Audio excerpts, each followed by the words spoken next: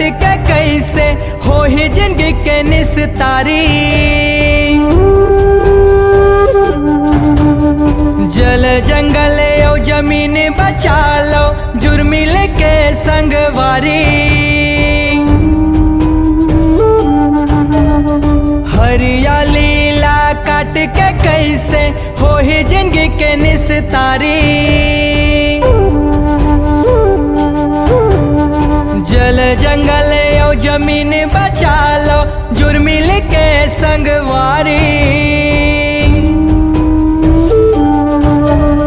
नहीं चाहिए ऐसे विकास जेमा जिंदगी के टूटे आस।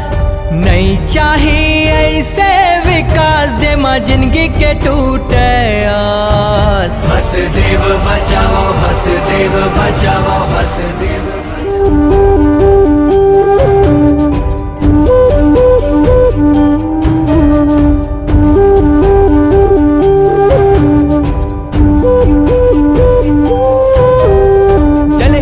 कल है जंगल फल है नदिया के कल कल है। जब है भुइया के रक्षा हो ही तमन के जन्म सफल है। संस्कृति और रोजी रोटी ही माँ समाए है। प्रकृति के सेवा है पूजा पुरखा मन सिखाए है।